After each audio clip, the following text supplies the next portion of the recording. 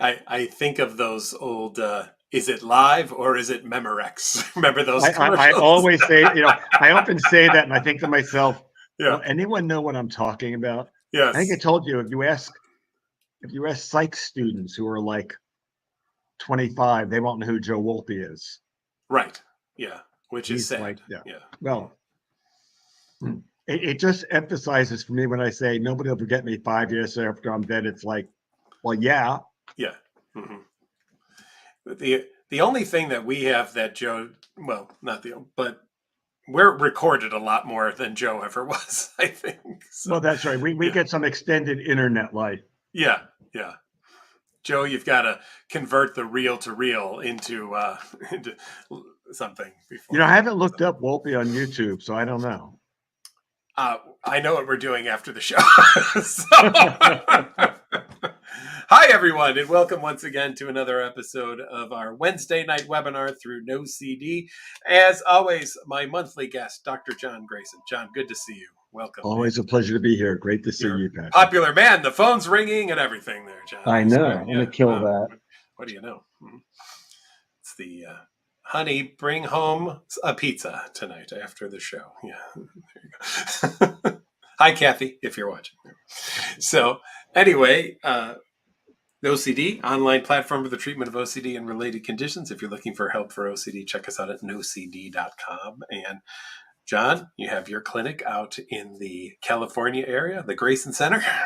The Grayson Center. It's in Pasadena, outside of LA, Awesome. in LA County. And, what I always say to people like you is, it's not my fault you're not in California.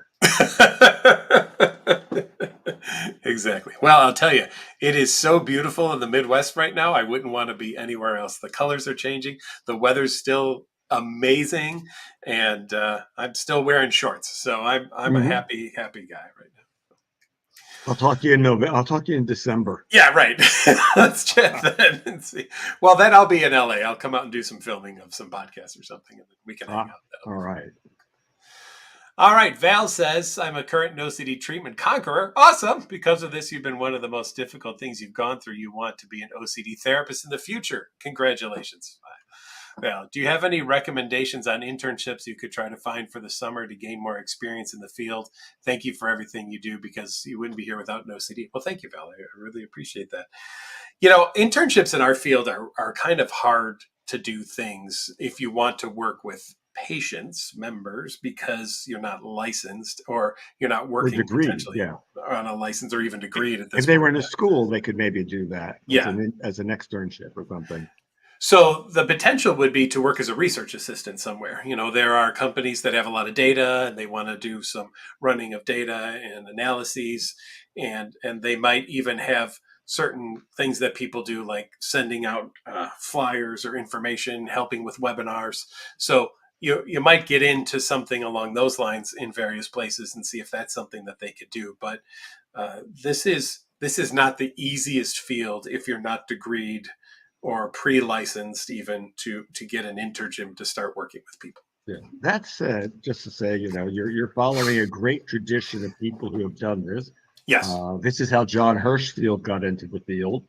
Mm-hmm. He first had OCD and then switched over, and same with, although she's not as active now, Shala Nicely. Shala, yep. And a bunch of other people. So, welcome to it. One thing you might do is not quite an internship, but the OC Foundation, iocdf.org, has a very active advocate line for people with OCD who can help out. And so you might be able to get in touch with them to find out, like, hey, what can I do to be more involved? And that would be the way to get some involvement and some exposure to, being connected in the field. Correct. They're always looking for volunteers for conferences, and that can be a very helpful thing. And you might want to check that out too. And you can also get involved in your local organizations. There's a lot of local OCD Foundation organizations. I was once president of OCD Midwest, and there's many states have an organization, and you could see if there's anything that they're doing. Some of them even put on local conferences, and you might check to see if you can volunteer for that. Okay, let's go to Jack. Jack says, I really don't understand what I'm doing wrong. Whenever approach I take, I get better. To get better won't work. I've tried accepting it, ERP, OCD apps, chatbots, endless Googling, but I can't find a solution. I've also done the opposite and have stopped trying to find a solution, but you keep getting anxious and the intrusive thoughts were still bothering you. So you started searching for a solution again. Feels like this is never going to end and your life will be an endless search for how to get better and feel normal again. Take it away, John. I know where you're going to go with that. I I don't know know it. how. I mean, Jack, one of the issues that it's a little hard not talking to you because um, when you say all the things you've tried, I do believe you have done those things. I don't know what you mean by accepting it. Um, because what I'm getting from what you wrote, and this might be incorrect, so I apologize, but it seems like the two things you're demanding is one, you want to stop feeling anxious, and you said the intrusive thoughts were still bothering you, so that just leads me to have a lot of questions. I don't know if because when you talk about accepting, you mean that I can have the thoughts and not care, or did you mean that I'm not sure what it means when you're calling them intrusive thoughts. So, and again, you're looking for a solution. I don't know what you mean by a solution. So the easy part, not everybody does this, but for some people, everybody, of course, with OCD is anxious. For some people, that's a primary problem in addition to whatever their horrible OCD is. You're saying intrusive thoughts, so I'm assuming you hate the thoughts and feel like they mean something horrible about you, or they're just really aversive, disgusting, or something horrible about the thoughts, and they make you feel really anxious. Now, for some people, the consequence they are really having trouble is what the thoughts mean to them or what they fear they mean. For another group of people, it's that plus the anxiety. They just want the anxiety to stop. If you're in this latter group, trying to make the anxiety stop will make you more anxious. Now, of course, your initial thought might be like, why am I doing treatment if it means anxious? And the thing that I'm going to describe, but it's too much easy to say, is like it is learning to cope with having anxiety and not be controlled by it. That is not an easy thing, especially if I'm constantly going like, am I still bothered by it? Am I still bothered by it? So there is that aspect of it. And again, I don't know how much when you say the thoughts are still bothering you, I don't know if you're having a demand that the thoughts stop, or you're saying no, I'm okay with having the thoughts. I just wish they wouldn't bother me, because that is something I can get to a doable place.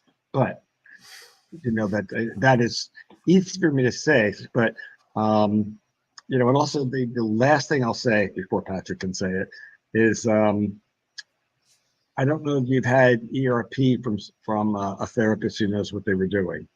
Because like I've written a self-help book, but one thing I say in the book is like, this is a great addition, and if there's nothing around, I'm better than nothing. I really like my book, but I expect most people it's going to be they might need a good therapist in addition to that, as opposed to I can just do it completely on my own. I should shut up now. No, not at all. Oh, all right. Well, I will. the other thing that I'm curious about is this idea of, will I ever feel normal again? And I'm always concerned when people say that, because I don't know what normal is. And so when you have a moving target, you can't hit it.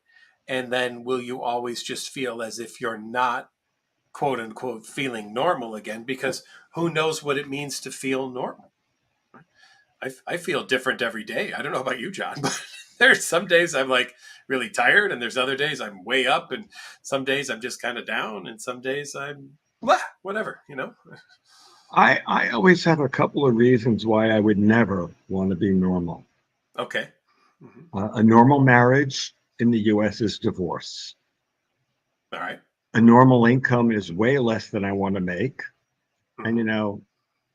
most people with OCD, presumably like me, I think I'm in this category, have above average intelligence. So it means they would also have to be not as smart as they are. So I would never want anybody to shoot so low as to be normal. Okay. I don't know what that means, but again, I agree with you absolutely. Because again, if I'm focusing on trying to feel a certain old way, no, we have to move forward and learn to live a new way. And I believe it can be better, but at this point in time, that probably seems second best. But we get to move forward. We don't get to go back to the past. Yeah. And we can always change the way we approach the future, but we can't change the way we approached the past because it's Yeah. in the past. Yeah. Yeah. Uh, my hope, Jack, is that you set a goal that's attainable, right? Because treatment with a goal that isn't attainable is not good treatment, right? You want a goal that you're actually going to be able to achieve. And so when I'm working with people, and I know when John's working with people, if people say to us, like, I never want to think this again, we say, well, we don't know how to do that. Right. Unless, Yeah. John, you've figured something out since last time we met, but we still haven't figured that out yet. Yes, yes. I've had people tell me they want something. It's like, oh, yeah, that's never happening. Right. I was telling somebody, it's like, hey, if you're in a marriage, trust is a guess. I mean, no matter how likely or unlikely your spouse is to cheat, you can never say it won't happen. And they're like, well, I don't like that. And it's like, well, but we're all in that situation. I mean, the odds might be really against it, but we're all in that situation. So getting better means figuring out how to live with that because we're not going to change that. Yeah. And we've probably all had something in our life that has been the odds were really low for it, but it happened to us. And boy, does OCD love to jump on those kinds of things and say, yes, but in that situation, see what happened? That was a really low odd thing, but it occurred. OCD doesn't believe in coincidence or chance. OCD believes in, that could have been under your control. You should have done something about it. You didn't. And now, if you want to prevent that from ever happening again, you're going to have to do a lot more compulsions in order to prevent that from occurring again. Okay. ABF has kind of a longer one, but I'll get to the bottom here where the question is, apart from exposure and response prevention therapy, does navigating the origins of obsessions hold value? No. Okay. I will expand on that. Yeah, but I knew that was going to be your answer. I mean, because OCD is its own thing. Yeah. In a scientific way, we find that often the variables that kick a problem into existence are not the same variables that continue, keep it, that maintain it. So to give you a different example, maybe I'm really unassertive, and starting around age 11 to 17, I start smoking because all my friends were, because I'm from the era when people smoke. So now it's 30 years later, and I'm an incredible smoker. I'm just smoking all the time. And you know what? I still might be unassertive. But if we deal with my unassertiveness, that's not going to help my smoking, because my smoking is now maintained by a whole lot of other variables. So, well, your OCD at this point in time is going to be maintained by other variables. This also has a lot to do with treatment, because the variables that will bring you from where you're having your problem to really coping with your OCD are not entirely the same variables that will enable you to maintain your recovery. You need to keep doing exposure, but you're going to need to keep doing other things, to make a non-OCD focused life fun. That's a point where your crappy self-esteem may not cause OCD, but if it messes up your life and you don't enjoy anything, that provides fertile ground for OCD to return. It may be heaven being free of OCD for that first month, and it's a great honeymoon, but then it's like, well, now what do I do? So that's the reason not. And that's assuming that is the triggering of your obsession. But even if it is the initial trigger, what's maintained it over time, this much amount of time later, is a whole different set of variables. Maybe you're still stuck with Patrick and me. And I'll just throw two things on that. Number one, John and I could probably agree on this. We could get 12 different therapists in a room to listen to your story and have 12 different reasons for the origin of your thing. And number two, I've had people want to figure that out, and I've offered them the opportunity. How about this? Let's do the ERP, and then after we're done, if you still want to figure out where it came from, we'll do it. No one takes me up on the offer. So I could start treating you in session 2 or 3 for your fear of heights, or we could spend 8 sessions until we discover that the reason you're afraid of heights is because you fell down a flight of stairs when you were 2. And now we could start working on it.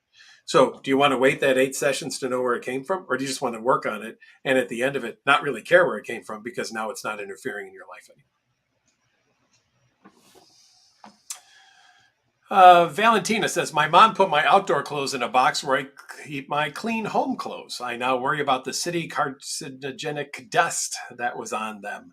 I'm also very angry at my mom. I didn't ask her to touch my clothes. How can I learn which contamination is dangerous and which is okay to accept? Can't stop being angry at her. I love this one. I know you do. Go. I mean, Valentina. I mean, the first issue, Valentina, is that the things you're concerned about, no one else is. Now, that doesn't mean it's safe, but no one else is. And so a lot of your anger, in a sense, is mom accidentally doing ERP with you against your will. Now, I would never say to do ERP against someone's will, not just because it doesn't work and it just has with you really makes them angry. However, if your goal was getting better, this is great exposure. And in terms of, I think in your case, asking which contamination is dangerous and which is okay to accept, well, everything's possible. And I think I would always say, I always do say, everything is odds, Right. not is it dangerous, but how dangerous is, how likely is it to cause that, because if the city is incredibly carcinogenic, then the entire city should be dead. Right. That's not to say it's safe, Mhm. and, we can always talk about, well, what's the quantity of exposure? And again, I'm not saying these things are safe, but I can guarantee that Patrick and I should be dead if exposure to contaminated items is because both of us will engage in exposure that you can definitely find medical people saying, don't do that. And we're basically saying, it's probably safe, but no, yeah. Medical people say it's not safe. And, the thing is, which life do I want to have? A crappy OCD life, or do I want to, in taking the risk or taking the risk? The idea that I can do it where I can feel perfectly safe isn't an option. So the idea of learning, which is dangerous and which is okay, it's going to always involve much more risk than your feeling makes sense. But we would be asking you to play the odds. But it's always useful to look at, if it's city clothes are all carcinogenic, then everybody should be dead in the city. Correct. And if they're not, then maybe they're going to get cancer at a higher rate than you, but high enough that it's going to make a difference in the quality of your life compared to what you're doing. So, and then, excuse me, Cool.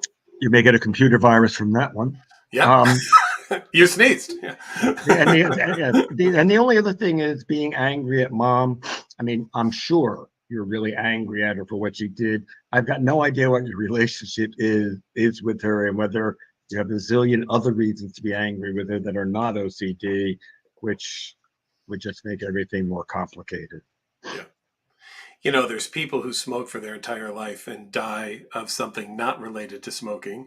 And then there's people who never have a cigarette in their life and die of lung cancer. So even when people have been exposed to carcinogenic things that we know about, doesn't mean that they're in danger. And people who we know haven't necessarily been exposed to the level that others have could be in danger. So there's a lot more that goes on other than just this all or nothing discussion of tell me what is and what isn't carcinogenic, right? It takes into account our own system, how we are, our constitution, our genetic makeup, and all those types of things. And the blame game, that's interesting. John, you and many of you know, my wife died of cancer. I'm wondering, John, who I should blame. Who's to blame for Susan's death? I wonder if I should go back into her history and find everyone she's ever met or interacted with, or every place she's gone, and so I can finally find the what was the origin of the neuroendocrine cancer that killed her. Sounds like a good approach Yeah, to it'll a probably miserable take life. a miserable life approach to, and at least probably 20 years to kind of go through all of it, because I still have to work and do all these other things. But I'm sure it'll be amazingly miserable. But wouldn't it be great to at least know for sure, though? And OCD will say there is a way to know for sure. And this is one of the lies of OCD, to tell you that there is a for sure answer when there is not a for sure answer. Right. All right. SB says OCD's driving intrusive thoughts life. I've been dealing with it since 2022 from a car accident. That's when you develop this. You've seen some therapists. You feel the therapist recently didn't help. Help, please. I don't know where as much you're going there, SB, but I will tell you this. OCD does at times like a difficult experience. And so if something's happened to you in your life, like a car accident, OCD could say, oh, well, I've got a way to prevent that from ever happening again. Do compulsions. And I'll constantly remind you of all the things that could happen while driving or being outside. And as long as you do these compulsions, it will protect you. OCD sees itself as like the Dungeons and Dragons +5 magic amulet or something like that. That as long as you wear it, it casts healing spells upon you. You get 20 extra saving throws. I'm really showing my nerdiness right now and all these statements. I was about to argue with you because the great thing about D&D, the amulet is not full protection. Not full protection. No. It just changes the odds. Right. Which is life. Anyway, yeah. Sorry. Yeah, no. So I wonder if we created an OCD amulet, then it would be the perfect amulet and life would be perfect if you could wear it, I suppose. I mean, part of it, and again, I don't know how bad the accident was, so I don't know if it's just the idea you could have an accident or was traumatic, but it is true. You may have another accident, and so you have to learn to be happy driving in a world where you can have an accident, no matter how mild or bad that one was. So there's no way around, and again, the intrusive thoughts. I know Patrick will agree because we just agree so frequently. Me too. There's really no such thing. Yeah. There's no such thing as an intrusive thought. Yeah. Right. All thoughts are normal. We look at people with and without OCD. There's not like more weird thoughts by the OC people. They're just disturbed by those thoughts. So to have a thought of like, I might get in an accident, maybe I might kill someone while I run up the road. Gee, it'd be fun to ram that sucker in front of me, whatever. If I don't have OCD, it's like, okay, well, that's a fantasy. And if I have OCD, it's like, why am I thinking that? Does this mean I'm going to do that? Or it's just horrible. I don't want to have the thought. I permit myself to have any thought, no matter how awful. So, and I guess though you raised the key issue, you need a different therapist, and it's not clear whether you need somebody who is actually experienced with OCD, and the only thing I can say is that when one looks up at therapists, if they say they treat everything under the sun, including OCD, I think that person probably doesn't. I mean, I wanted to say exposure and response prevention somewhere in their thing. And if they don't say that, I mean, that's a minimum. You can go to the OC Foundation where they have a list of people who treat OCD, and you would be looking for at least anybody who claims they treat. It's not like a list of this is a curated list, but on that list, you would want somebody who says they do ERP. And it might also be great if they were either somebody who was a trainer in the BTTI, that's their training modules they do for therapists, or somebody who went to a BTTI for training. It raises again, doesn't mean they'll be a good therapist, but raises the odds they'll be a good therapist because at least they've had, some really specific ERP training. Correct. We're actually developing through OCD a more vetted list of therapists. So we're working Am on I that. going to be on it? We'll see if you pass the test, John. Yeah, we'll check it out. We'll have a few quizzes for you to take, maybe. John, what are some things you tell a college student struggling with motivation and focusing on their school because of dealing with OCD and they can't afford therapy yet? You talked about your book and the self-help book. That's one thing, but maybe you want to expand. Well, they might want to call an OCD. They might. I'm sure you. I was thinking I was going to give you that question. Well, they talked about not being afforded. If you have student insurance, OCD does take a lot of student insurances, so definitely check us out. That's one option for sure. Yeah, I mean, I think yes. I mean, I think if I'm really stuck, there's my book, and there are a bunch of places to get good OCD information that might, help you design a program. There are these podcasts, the IOCD Foundation on YouTube, not well curated in terms of how it's organized, but they have a lot of good podcasts. And Kimberly Quinlan has something called the Anxiety Toolkit, and she does a lot of excellent podcasts, as well as Stuart Rao. The OCD stories. Yeah, the OCD stories are a good set of podcasts where in general, the quality of information is good and not crazy. Yeah. So that still leaves a lot on you pushing it. Also, the question is whether you can afford it or not. There's a decent possibility that an SSRI would not cure you, but would be necessary. So, getting on an SSRI can be very helpful. Sometimes. Oh, sorry, John. No, you go. Sometimes you may be lucky someone at your college counseling center might also have some OCD training or familiarity or know who to consult with on that. And so those are usually low cost to no cost treatments. And so you might want to go to your college counseling center and see what they might have available. If we knew what college it was, we might know people there. We may, yeah. So there's a chance, right? All right. Tristan says, I've been battling with intrusive thoughts. We call them thoughts since earlier this year, starting with harm thoughts.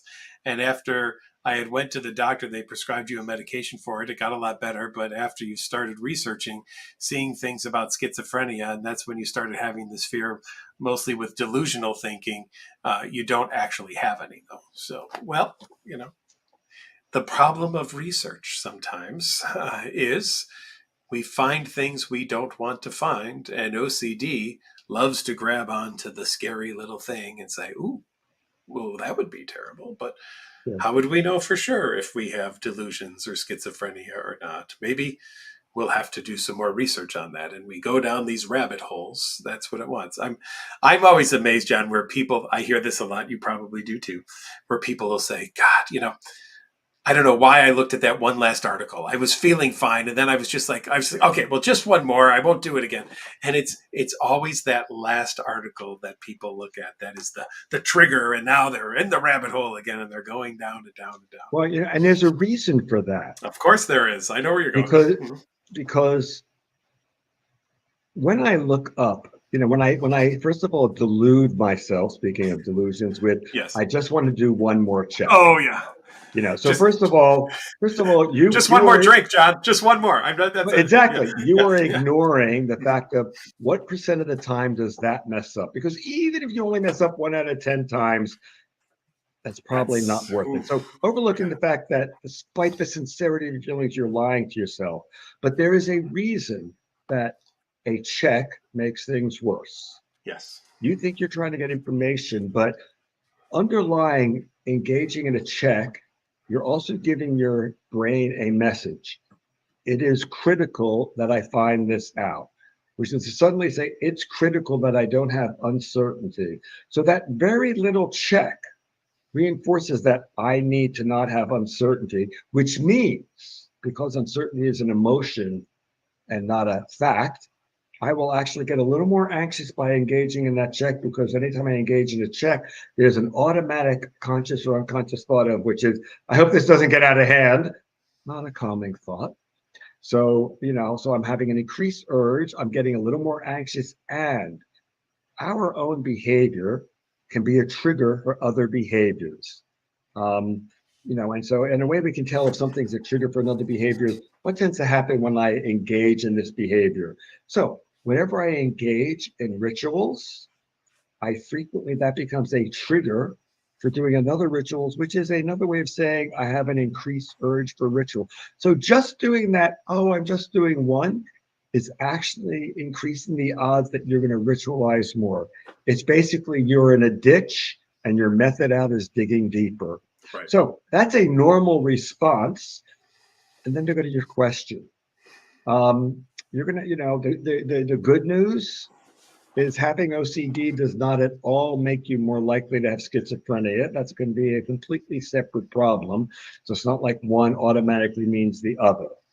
However, this doesn't mean you're invulnerable to schizophrenia. But the good news, is this good news? If you're going to become schiz, there's nothing you can do to avoid it. That is, it's not like, if I avoid going to this place, I won't become schizophrenic. Or if I do this ritual, I won't become schizophrenic. It's something that's just going to happen. So all the rituals you do, all the thinking, trying to figure it out you're going to do are useless. One suspects that what you call going crazy right now is you start panicking and you think that's like, oh my God, I'm going crazy. And of course, you actually haven't gone crazy, but you have had panic, so you're doing that. Generally, the measure, and this is a very crude measure, but my measure would be it's when you know that the three-headed dog coming out of the wall talking to you is real.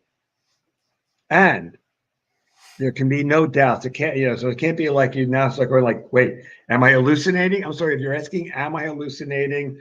We're guessing that it's OCD. We need for it to go over the edge. Yeah. It can happen. It's not common. In my own career, I've had 3 people become psychotic unexpectedly to me. I've only been practicing since 1979, 78. So it's not frequent. It does happen, but so the best we can do is wait for you to actually go crazy with schizophrenia and have everybody try to take care of you thereafter. And until then, try to act like I hope this is my OCD. And until somebody tells me that yes, I'm now need to see a psychiatrist for my delusions and hallucinations, I'm going to act like I'm not having them. Yeah. From my time working inpatient, people with schizophrenia didn't worry about having schizophrenia, but people with OCD sure do. Yeah. Mm-hmm. I always thought that was interesting, just the differentiations there. Sandra says, I'm battling harm OCD and swallowing OCD. Any advice? We've talked a lot about harm OCD, but swallowing is always an interesting one where people are afraid, what if they do it wrong? What if they choke? And they will go through excessive rituals around swallowing, maybe chewing their food to a point that it's the mushiest mush that it can possibly be before they will swallow. Tiny little bites, maybe only eating soft foods and nothing that they fear could get caught in their throat. And John and I would create a hierarchy with you of starting to do more and more difficult things around swallowing, even to the point of maybe pressing on your throat while you're eating to have a little bit of pressure there so that it doesn't feel quite right, or zipping this all the way up so it's constricting your neck and it might feel like it's pushing that on the food that's trying to go down. And realizing this, and this is one of the things that OCD does. I was having this conversation with someone yesterday about OCD says that it knows better than your brain. You're not blinking well enough, so why don't we take blinking over? You're not breathing well enough, why don't we take breathing over? And you don't swallow well enough, so let's take that over too. Forget that you maybe in your 40s and you've been, swallowing food for your entire life, but suddenly, what if you haven't been doing it right all this time? And now OCD says that it knows better.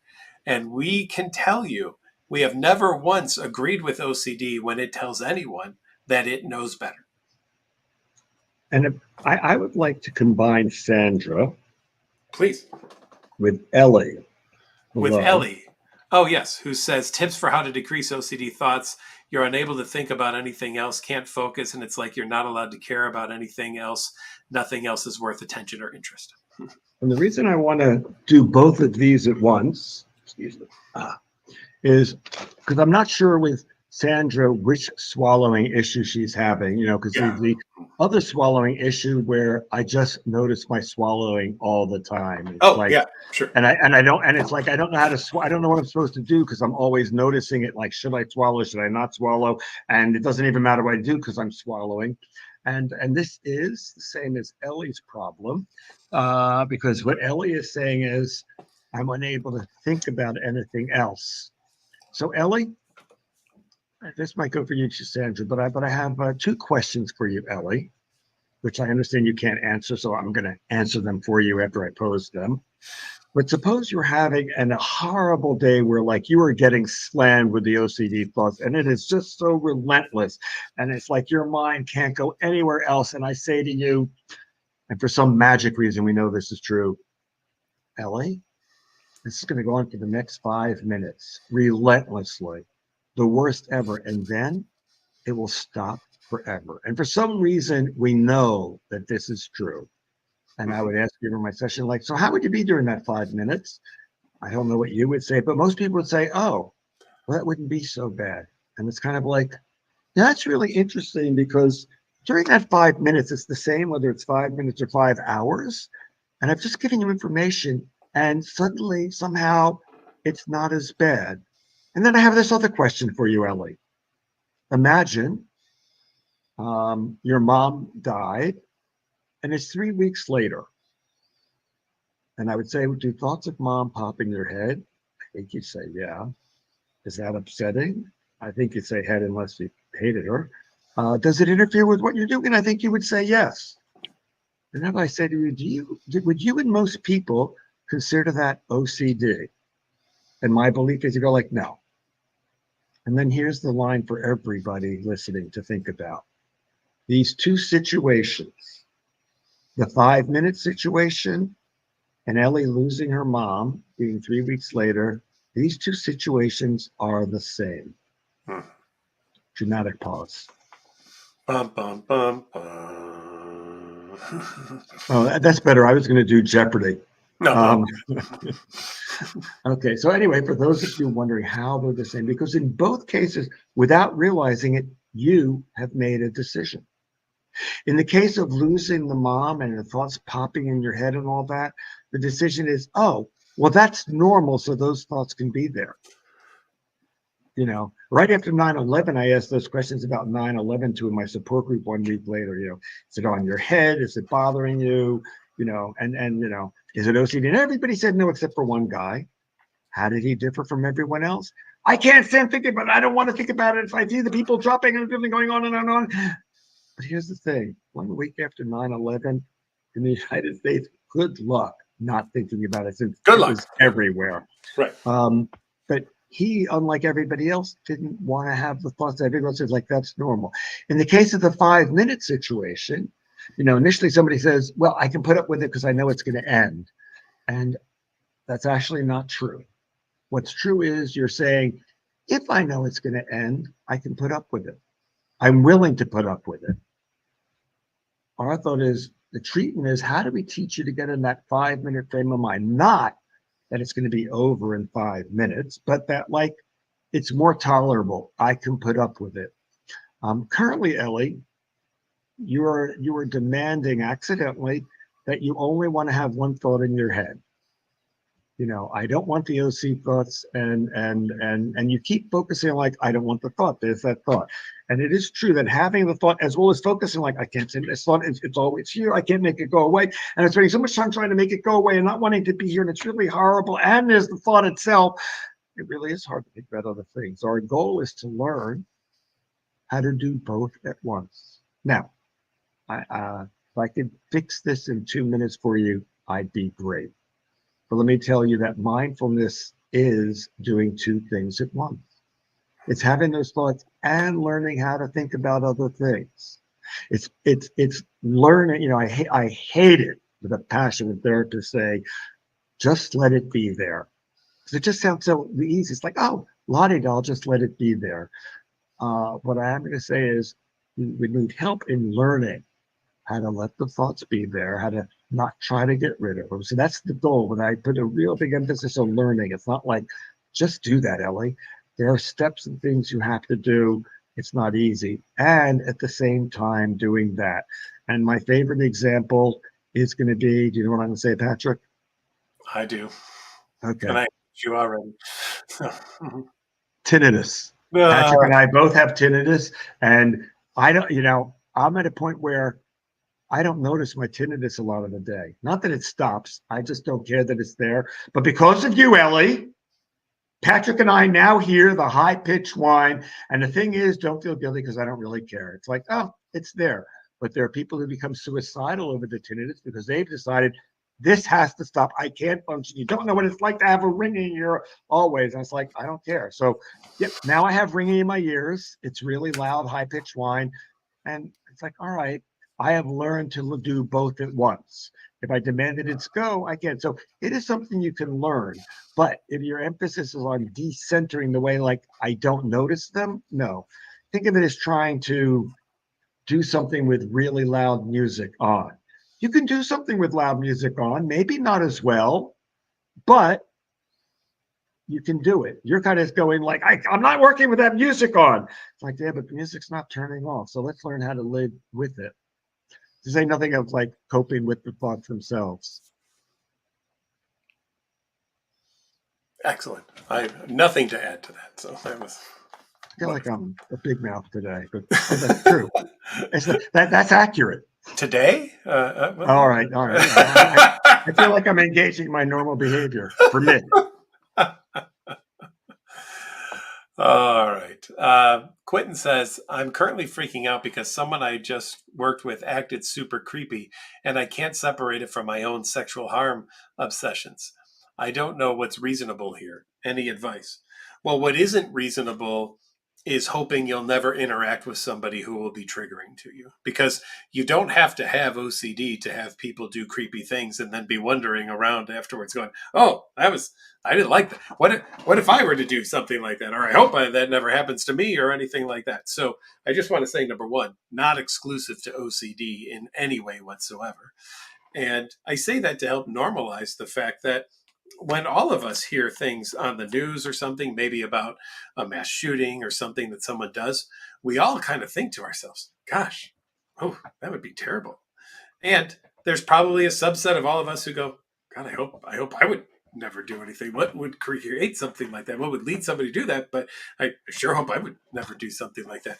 Does that now mean that we thought that maybe I need to investigate that to see if it actually would be the case, that I would do something like that I would want to do something like that?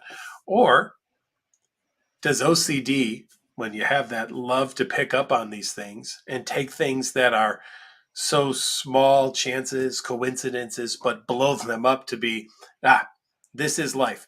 I'm going to bet that you, Quentin, have interacted with at least 10,000 people in your life. And I'm going to bet most of them are not on your mind. But you'll take this one experience where somebody did one thing and you'll go, oh, that's the one I need to pay attention to. That's the one that really needs the focus. And that's the one I got to make sure doesn't happen to me. Yeah, I mean, with regard to your own sexual harm obsessions, this would not change exposure in any way. Um, so it depends on what your treatment plan is.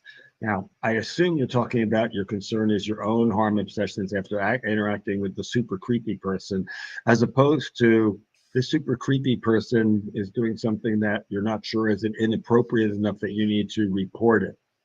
That's a good question. Mm-hmm. Yeah. I've seen people report themselves to the police. Oh God, yeah. Quentin, you don't get to report yourself. No, we don't want people doing that, right? Yeah. You can only get reported if you're caught in the act and the other person reports you. Yeah.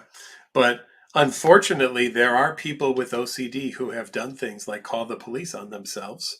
And they've gotten themselves in a bit of a world of trouble because the police, turns out, don't like you making false reports to the police that you might have done something when there's no evidence to the fact that you actually did something. I had a male nurse who was having harm OCD reports and reported it to his supervisor, Oh, and they took him off the unit and like suspended him because they thought he yeah, might kill the patients. And right. I mean, it had a good outcome because when he saw me and it was OCD, I was, called them up and was like, basically to the staff, are you guys crazy? Mm-hmm. Like, this is what he has, like, and they put him back on right away. And Yeah, so he was lucky, but, yeah, it's like, yeah, it wasn't worth, we understand OCD. It is true that some of the people in the outside world are not, just are not knowledgeable. Even right. psychiatric people, it's a little scary. Absolutely, absolutely. Even psychiatric people. Yeah. Uh-huh. Anywhere you wanted to jump to, John, at all, or anything that was interesting to you there?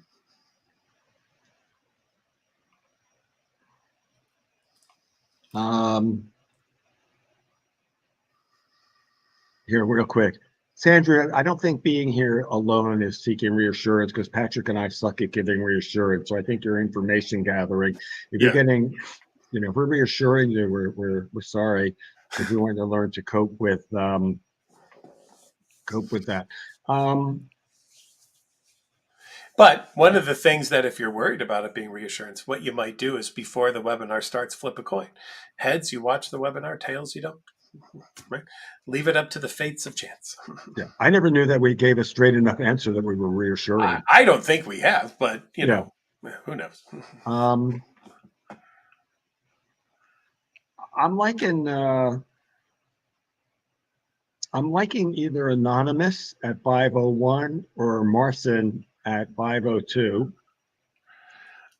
A relationship OCD is interfering with your ability to make a decision about marriage. Should you wait until your OCD goes away to make this decision? You will die without getting married if that is what your goal is. I will just throw that out there right now. And you know what's fascinating? I mean, this feeling of certainty is a nice feeling. Like I feel like I love my wife, Kathy. I feel certain about it. And but I have to say, like, does that mean it's true? Um, I could be tricking myself. I choose to not question the feeling because we've been together for over 50 years. Nobody seems to view it as a psycho relationship. So it's like, it seems safe to allow myself to enjoy that feeling. Mm-hmm. But it's an emotion, it doesn't reflect reality. I Right. mean, if we take the current election, the country's pretty much broken into two, with both groups having an incredibly wildly different view of what the truth is. Both groups feel certain, and it seems a high probability that at least one group is wrong. Mm-hmm. So the feeling doesn't really do anything. And for marriage, most people on their wedding day do get to have the pleasant feeling like this will last forever.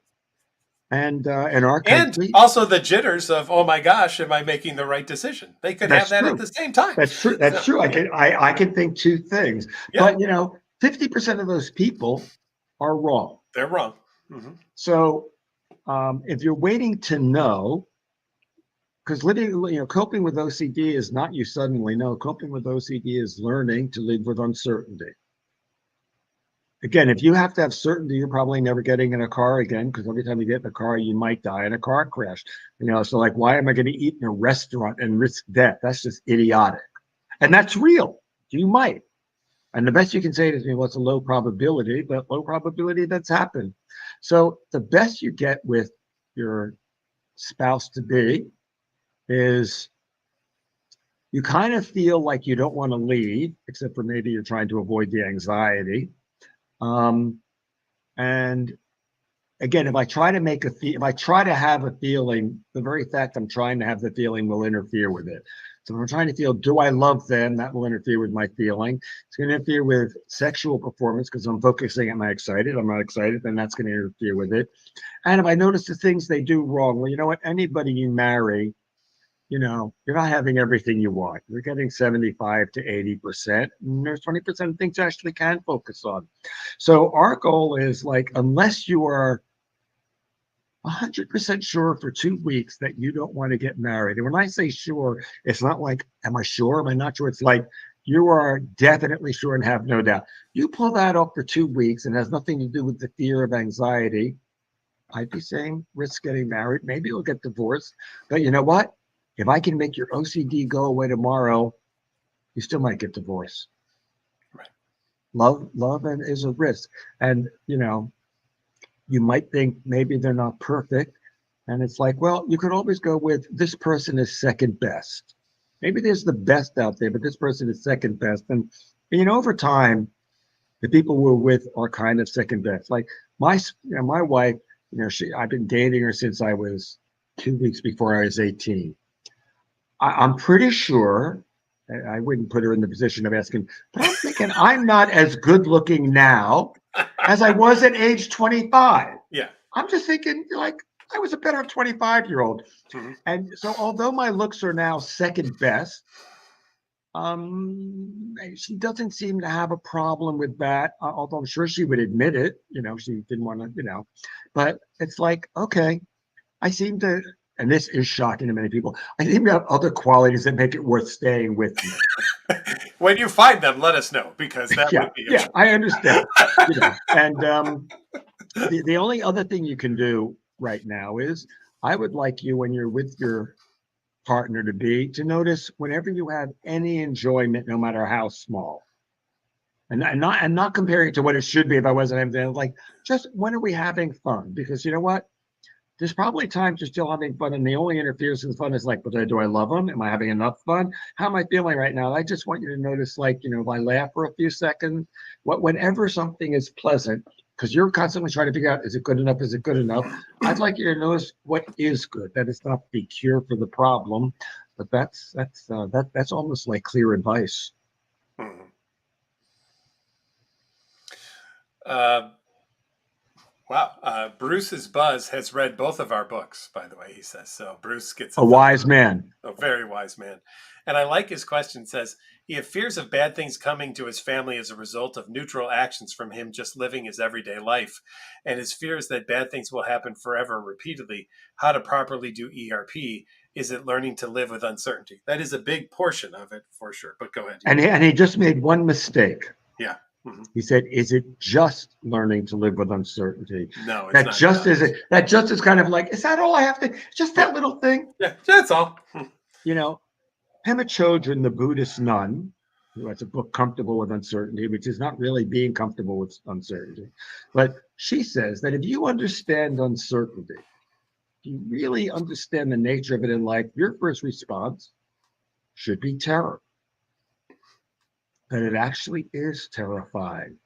But since we don't have a way to avoid it, then the goal is learning to live with it. And your goal with your family is, for every bad thing you can think of, how would I try to cope with it if the bad thing happened?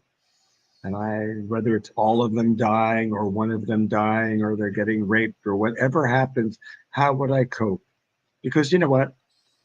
Any disaster you can imagine happening to your family has happened somewhere to somebody. And to say that would be terrible and you would be devastated, yeah. To say that there might always be a hole in your life from that, yes. But people learn to live with that hole. Not like, oh, if I cope with it, it's gone, and and I don't care anymore. It's like I can have a hole and miss somebody and still have a great life. Yep. And still learn to live in the present. Yep. Right now, the only time you have your family is when you're with them. And when you're not with them, they're, great imagining of the past, a hope for the future, but they don't exist. You don't even have the present because when you're with them, you're in OCD land. Right.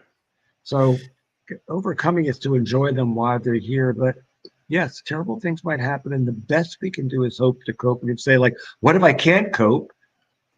And the answer is, well, I hope I can learn to cope. And I hope that if I'm having trouble, I can get help. Because at least I know I'm not unique.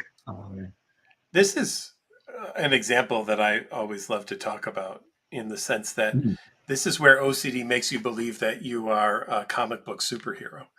And just your Normal everyday actions have impacts across the globe. So even if you live here in you say New York, and you just happen to bend down and tie your shoes, it's killed one of your relatives in Italy, because that's just a neutral action that you do. Now, let's say you were hit by a car and you were in a coma, and the only thing that you did was breathing. Is now you're breathing the thing that's causing bad things to happen to other people. And then let's say you pass away. Well, only good things happen to your family now because you are no longer there doing everyday actions. So now nothing bad will ever happen to your family ever again. Unless And it's like A Wonderful Life, the fact they died now screws it up forever for oh, them. well, that could be too. Yeah. Shoot, George Bailey. Yeah. Every time a bell rings. The other thing to think about, I'm going to go back to what I said earlier. I talked about I could spend the next 20 years trying to figure out why Susan died from cancer, but maybe, John, it's because I sneezed. Yeah, I know. I didn't want to tell you that. Yeah. I mean, it's just one of the neutral actions that I've done in my life, but it is a potential that her cancer was caused by a sneeze that I made. So now I'm going to have to, after this webinar, call her family and apologize to them for sneezing because I killed my wife with the sneeze.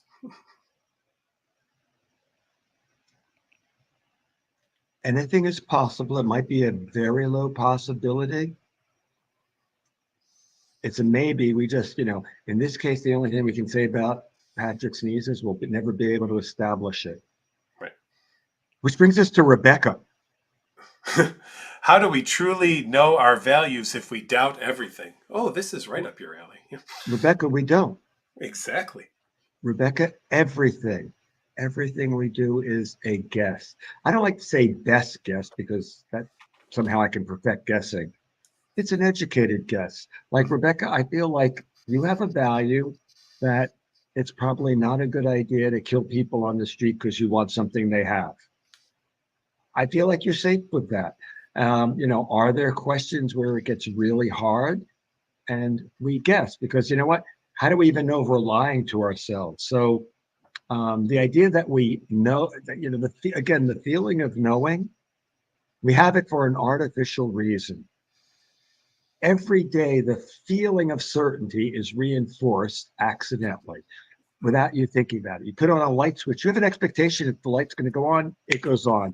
I open a door, I don't expect to see, Godzilla walking down the street. I expect to see a normal scene. It's a normal scene. I have all these expectations that if you think about how many things during the day just work the way you would guess, it's a tremendous number. And so in terms of a reinforcement theory, the feeling that what I expect and what I'm certain about comes true has a lot of reinforcement, making that feeling seem like it's reality. The fact is, it correlates with reality. It is not reality. Not So, 100%. so you have a guess about your feelings, and no offense, your problem is you want to know for sure, and you're going to have to be willing to guess it. And what if you're wrong? Maybe you'll find out, maybe not. But how many I would love to know how many things do you have a value that you're not sure if it's true, and you're about to say to me, because I don't know if this is true, I'm going to do X instead of Y. There may be some things, but I'll bet there are an awful lot of things that aren't, unless you have moral scrupulosity, in which case you're trying to do everything right, in which case part of treatment's not knowing your values, but it's learning how to do things wrong and, a little bit evil. Yeah. And with that, we have hit our time, John. The Holy hour cow. flies by so fast. At least for us. Yeah, I don't know about anybody else, but at least for us. Thank you all for listening once again to our Wednesday night webinar brought to you by NoCD. Check us out at nocd.com if you're looking for help for OCD or related conditions like hoarding, body focus, repetitive behavior, tics. And we even do these NoCD 411 sessions where you can have a chat with us for an hour just about what's going on. If you have questions about OCD, get some great expert answers. And we do work in the US, Canada, the UK, and Australia, and we do take insurances as well. So keep checking us out. John Grayson, as always, a joy to spend an hour with you once a month. We will see you again next month. In a month. I'm very excited. All right. Take care. And we'll talk to all of you soon. Thank you, everybody, for joining tonight. We'll see you again. And go out